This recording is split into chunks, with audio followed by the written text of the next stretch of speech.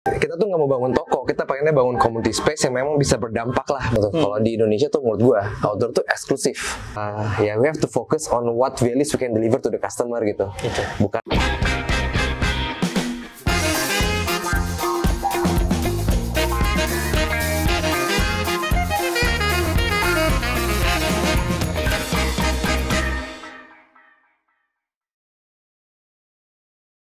Oke teman-teman, kita masih di Bandung nih, dan wah gue seneng banget hari ini karena kita bisa dapat kesempatan untuk mampir ke Bodypack dan bisa langsung ngobrol sama Pak Nunu, Mas Nunu sih sebenarnya tadi dia mau dibilangnya.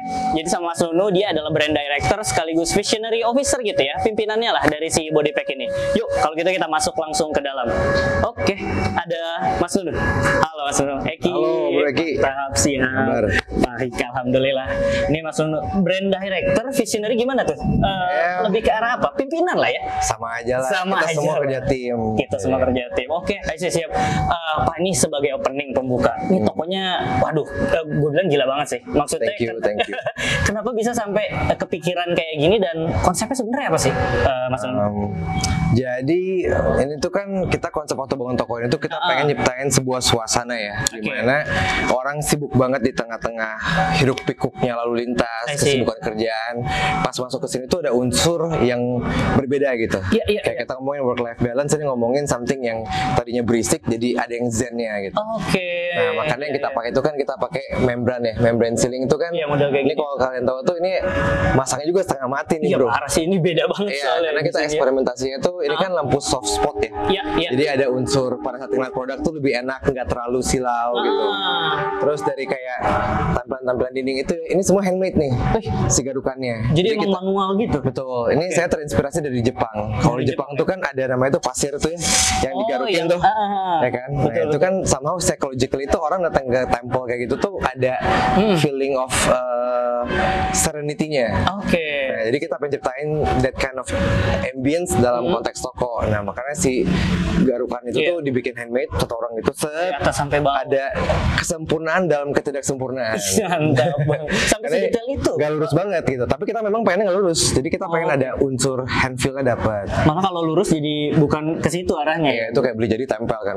Jadi emang sengaja handmade dibikin seperti itu ya Pak? Iya. Termasuk tampilan kerikil tadi juga ada pohon kayak gitu ya Pak? Iya, nah jadi kita kerikil dan stainless steel ini ya. Kenapa stainless steel? Karena memang bahan ini tuh yang saya suka banget bahan stainless steel. Karena bahan stainless steel itu bahan yang memang long lasting ya, timeless gitu. Sesuai dengan DNA kita pengen bikin produk yang timeless. Nah, terus unsur batu ini kan buat ngebalance antara kerja dan juga tadi ya unsur di luar kotanya itu, which is ya kerikil gitu kan. Ada unsur-unsur tumbuhan, tanaman. Yang di sana tadi. Itu yang kita mau pengen balance tuh dalam sebuah konteks urban itu ada juga unsur-unsur nature-nya gitu atau outdoor-nya. Termasuk kayak tiang-tiangnya ini Pak dipikirin sampai segitunya ya? Ya pilarnya tuh inspirasi tuh pengen jadi batu bro, jadi kayak batu ditumpuk. Cuman kan nggak bisa batu asli ya. Akhirnya kita tadinya batu asli, cuman nggak bisa. Takut jadi, juga ininya ya, fondasinya ya. Jadi ditumpuk sampai kayak gitu. Masih. Pak masuk ke produk nih. Model terbaru balik lagi ke Bodypack sambil ngomongin apa ya proses transformasi mungkin ya di Bodypack sendiri. Ini gimana sebelum kita masuk ke produk proses transformasi dari Bodypack? Jadi dulu Bodypack itu kan mungkin kita berdiri dari tahun 96. 1996 itu kita mulai sebagai dulunya banget tuh Bodypack street gear. Siap. Bukan Bodypack work atau digital case yang kayak nanti kan yang orang tahu seperti sekarang. Bodypack kan terkenalnya tas kerja kan. Betul. Nah dulu tuh street gear karena waktu pada saat itu Bodypack tuh mungkin soulnya kita ya bro ya, soul kita selalu ngikutin zaman. Nah jadi pada waktu itu zamannya tuh memang lagi yang streetwear lagi happening. Brand-brand kayak ya kita sebut brand nggak apa-apa ya. Nggak apa-apa. Billabong, Rip Curl kan lagi pada happening banget tuh. Nah jadi vision dari dulu Pak Roni itu kan pengen kita gimana ciptain brand yang memang riding into the wave juga, selalu up to date, up to the trend ya. Nah street itu jadi pertama. Jadi kalau dulu tuh ngeliat orang-orang toko tuh pakai celana 3/4 yang digantung di sini gitu kan, ada rantainya gitu. Nah tapi sering waktu singkat cerita kita evolve sesuai dengan customer demand kan. Nah pada saat itu baru-barunya tuh orang pakai laptop sama pakai HP kan, baru-barunya itu Nokia lah, HP itu. Jadi laptop itu tuh kan butuh ada carrier-nya, tasnya. Nah, belum banyak yang bikin tas laptop. Waktu itu belum malah belum banyak. Nah, bisa dibilang I think Bodypack itu salah satu pionir pertamanya yang bikin tas laptop dengan kompartemen dan segala kebutuhannya. Nah, dan dari sana tuh ternyata booming banget si produk kita. Akhirnya sering waktu terkenal lah Bodypack tuh dengan digital case-nya. Dan statement kita juga jadi ganti jadi Bodypack digital case. Udah gitu sering waktu ganti lagi jadi Bodypack Simply Smart karena kita mau lebih general kan.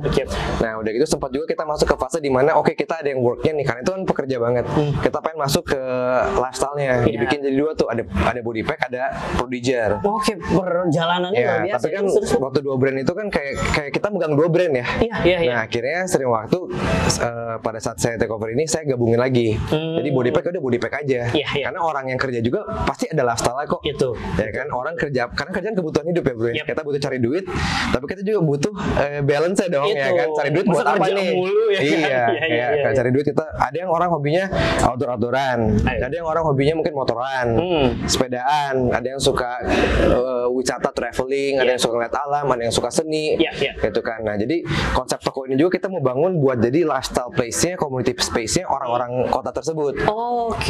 Jadi hub seperti itu ya kurang lebih ya. Benar. Makanya di sini tuh setiap minggu tuh ya anak-anak Vespa nih, komunitas Vespa A, Vespa B itu suka kita kasih kumpul di sini aja. Anak-anak Harley, anak-anak motor custom juga, sepedaan, ada kalau yang mau lari pagi di sini juga boleh gitu kan. Nah, kayak contohnya hari ini tuh kita bikin acara namanya Stereo Off. Ya sempat lihat tuh udah beberapa fase ya, Pak ya. Ini yang ketiga. Yang ketiga ya benar. Jadi Stereo Off tuh konsepnya tuh gini, kan orang hari Jumat nih kerja kan, capek nih kan kerja kan, pengennya relax kemana. Nah, kita bikinin acara, jadi ada music festivalnya, ada DJ-nya, ada DJ gitu juga kan, ada free food and beverage-nya gitu kan. Ntar ada komunitas-komunitas kita undang tuh yang anak-anak yang serunya gitu kan. Nah, hari ini tuh ada barbershop-nya. Jadi orang bisa potong rambut juga. Sampai segitunya ya, Mas Undo? Ya, harapan kita tuh nggak mau bangun toko, kita pengennya bangun community space yang memang bisa berdampak lah buat komunitas di urban people ya. Di urban people. Jadi emang goalnya memang masih ke arah sana ya. Iya, kita ganti, makanya kita tahun ini tuh tahun depan sih sebenarnya rebrandnya. 2024 nih. Iya, cuman tagline kita kan Bodypack make a difference kan. Iya, justru gue taunya yang itu sih Mas Undo. Iya, make a difference tuh ngomongin bukan kayak pengen beda-beda sendiri, pengen unik sendiri, enggak sih. Kita ngomongin make a difference tuh gimana kita bisa jadi sebuah brand yang membuat sebuah dampak gitu ke komunitas yang dimana kita ada. Itu emang arahnya make a difference itu berarti akan ada perubahan atau pergantian kah gitu nanti di sana? Iya, kita rencana kita mau rebrand tuh di bulan Maret. Jadi ada pergantian logo. Ada pergantian logo. Itu krusial dong ya, maksudnya ini inti banget gitu. Krusial, karena menurut saya logo tuh sebuah simbol kan. Simbol tentang values yang kita percayain nih gitu. Nah, dulu kan Bodypack logonya adalah yang Prism itu kan, which is digital banget. Nah, saat kita masuk ke lifestyle, saya rasa we have to also evolve gitu.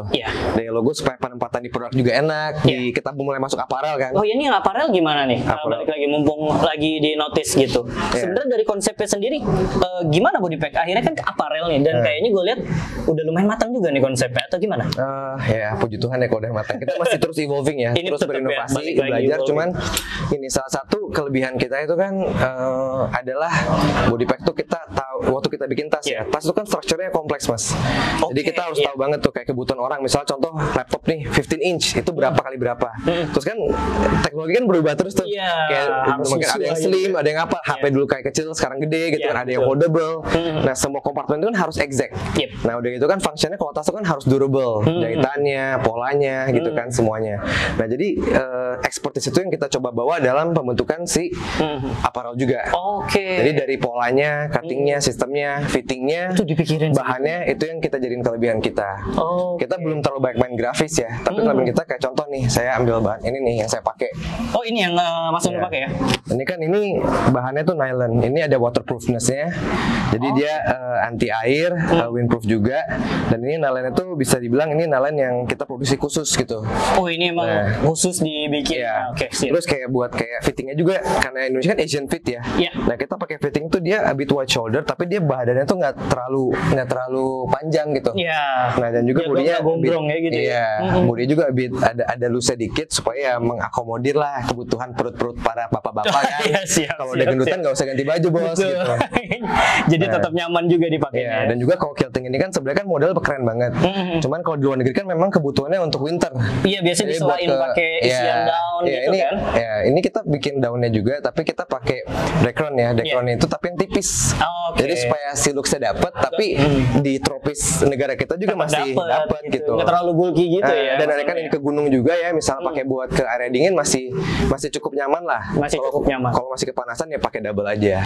Oke, I see. Terus kayak ini simple. Nah ini bahan tuh namanya, ini kayak bahan Airism sebenarnya. Oke. Nah, bahan Airism tuh dia Ibu punya ya. anti crinkle ya. Jadi kalau diginin tuh dia nggak keriput. Udah gitu ya tinggal diginin aja nih langsung gitu. Oke, Terus dia iya. quick dry juga. Udah gitu dia punya kayak double face gitu. Dia lapisan dalamnya itu punya soft touch, soft feeling. Oke. Ini berarti memang khusus diciptain dibikin, walaupun kelihatannya polos ternyata sedalam itu. Iya.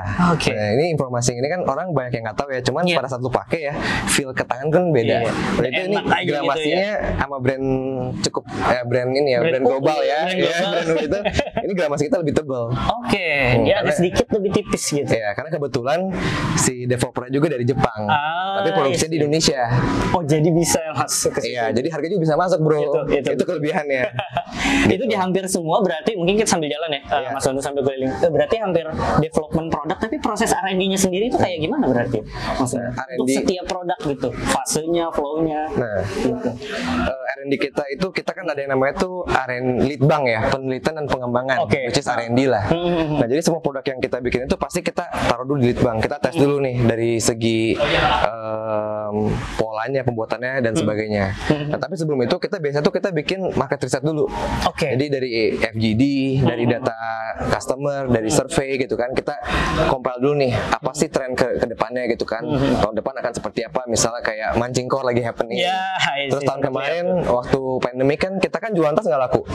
Akhirnya kita harus pivot dong, karena orang nggak ada yang ke kantor, nggak ada yang butuh tas iya. waktu itu kan. Nah kita pivot itu kita masuk ke namanya urban outdoor. Jadi kita ngomong itu urban adventure atau urban venture. Nah which is sebenarnya urban exploration. Jadi bukannya kita masuk ke jadi kayak brand outdoor ya, nggak. Cuman orang urban yang eksplorasi di luar kota ngapain.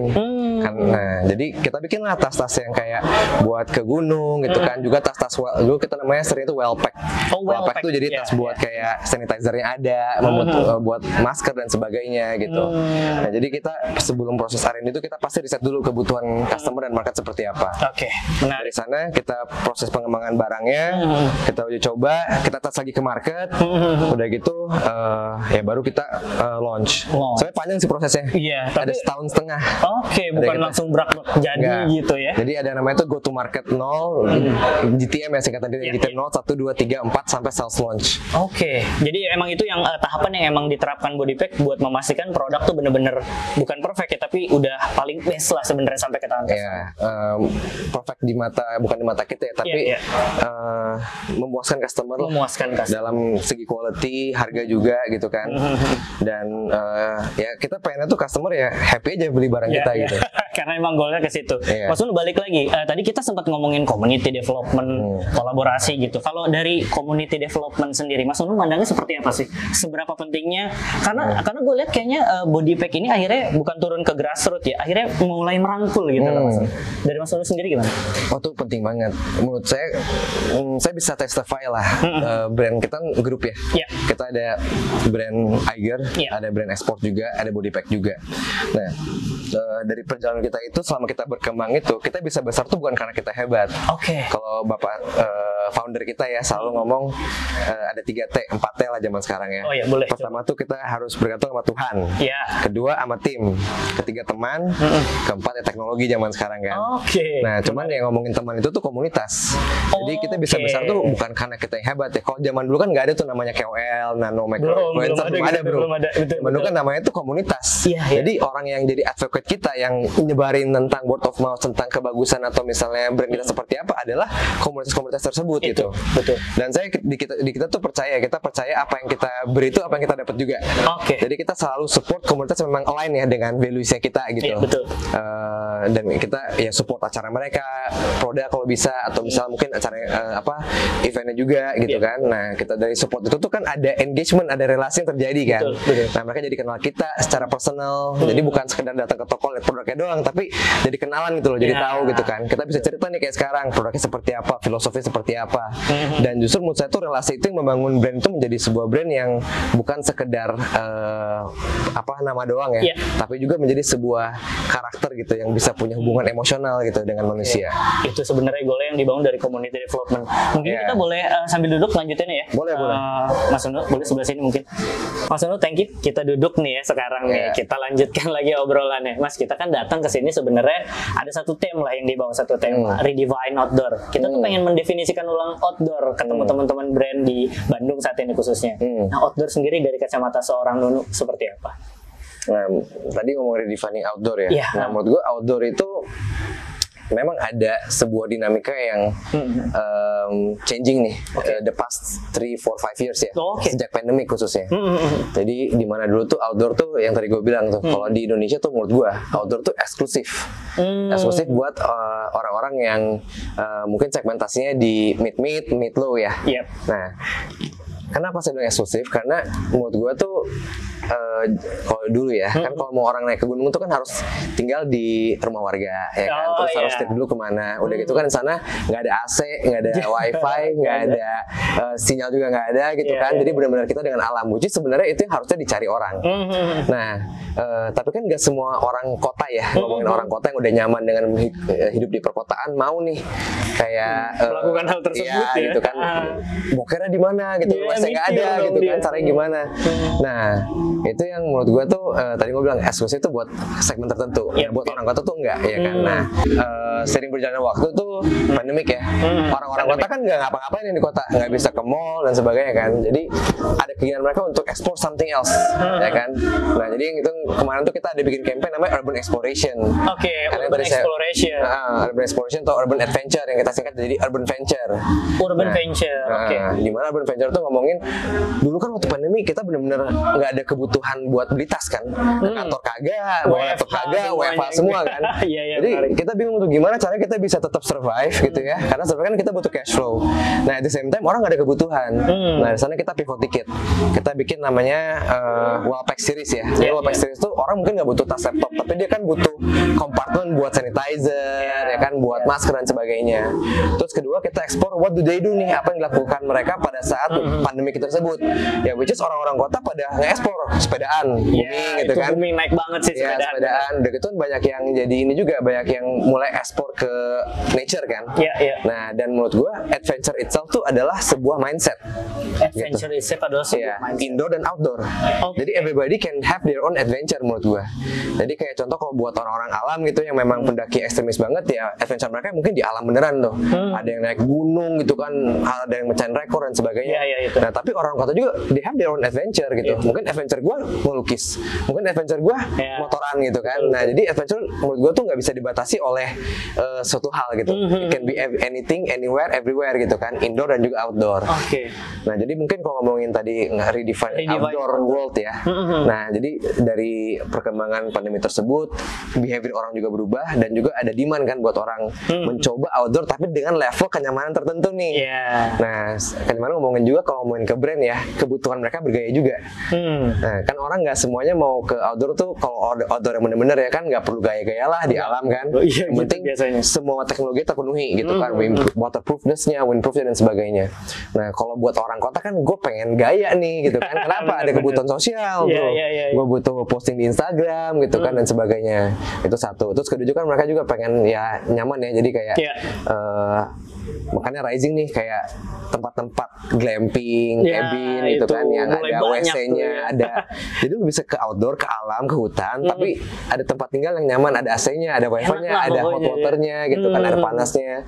Nah, itu yang menurut gua tuh mulai nge-redefine nih the definition of outdoor yang tadi itu eksklusif buat orang-orang yang mau repot banget, sekarang udah dibikin dipermudahkan lah untuk Oke. orang-orang kota untuk juga mengenal alam Yap. di level yang memang mereka nyaman. Lebih nyaman lagi gitu ya. Oh, oke. Karena kebetulan saya juga suka alam ya. Iya, iya, iya. Jadi kalau kata orang outdoor tuh ada dua tipe tuh, antara lu Gimana ke tuh? alam langsung jatuh cinta banget, Sih siap. atau lu ke alam kapok banget gitu. Iya bener. Nah kalau sekarang itu kan begitu kan. Kalau sekarang tuh ada levelnya. Iya, Gitu. nggak langsung kapok juga gitu ya, masih Iya. bisa dinikmati sih sebenarnya. Ya, bener. Kalau kaitannya sebenarnya sama tadi sempat disinggung mengenai logo baru, apakah arah ke redefine outdoor itu ada kaitannya nggak sih sebenarnya menurut Mas Unu dengan apa sama dengan itu tadi atau gimana Mas Umar Iya. mengkorelasikannya gitu? Itu Iya nggak sih? good question tuh.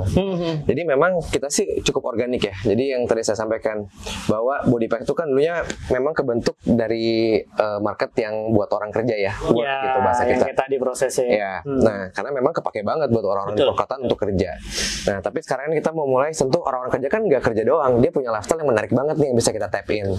Nah salah satunya adalah outdoor. Dan kebetulan banget dulu tuh waktu kita campaign Urban Venture itu, kenapa Urban Venture yang pertama? Karena waktu itu lagi happeningnya tuh orang-orang pergi ke alam kan. Iya, iya Gitu lagi kan. naik tuh ya. Lagi naik trennya gimana tuh ya gitu. Tapi ya kita tampilin barang-barang yang memang lebih fashionable lah buat orang pergi ke alam. Mungkin technical wise-nya tuh nggak yang ekstrim banget yang bisa sampai kayak tahan berapa derajat gitu Iya, iya, Insulation iya. 3 layer, vortex nggak gitu. Cuman ya di level yang memang mereka kan pergi juga nggak segitunya, nggak sampai ke Himalayan gitu Iya, kan iya, atau Mount iya. Everest gitu kan. Tapi perginya ke tempat yang ya dinginnya cukup lah gitu kan. Nah kita mulai tuh masuk ke urban venture tersebut. Jadi urban outdoor tapi dari segi desain kualitas kita sesuaikan dengan orang anak kota tuh, urban people tuh maunya lukisnya seperti apa sih, Betul, betul. gitu kan. Nah itu kita udah masuk ke urban outdoor. Nah udah gitu cuma tadi menjawab pertanyaan Mas Eki tadi ya, lifestyle tuh bukan outdoor doang kan. Yep, Ada yep. juga banyak tuh, ada sports tuh kan, ada sepedaan, Ya, itu ada yang termasuk. lari itu suka sekarang. Wah, lagi naik tuh lari tuh, Sekarang lagi lari itu juga mancing loh. Mancing core kan Iya, sekarang ada mancing kan. core, bener-bener. Nah, mancing core. Udah gitu juga ada juga kan lifestyle tuh motorcycling gitu kan. Ada yang hobi motor juga banyak tipe tuh, ada yang Vespa, ada yang klasik, ada Wah, yang itu custom, banyak ada yang Harley, banget sih. ada yang Triumph kan, Royal Enfield banyak banget. Nah, terus dari segi komunitas juga banyak. Jadi karena kita di urban people tuh kan pasti ada kerjaannya. Iya. Lu pasti punya mimpi kan. Betul. Kayak seorang tuh pasti punya hobi tapi punya mimpi juga gitu loh. Betul. Nah mimpi itu kan yang tadi saya bilang ya, kalau body pack itu adalah brand yang make a difference sebagai Make a tagline kita. Dampak apa yang kita berikan itu selain jualan produk atau bikin Oke. aktivasi.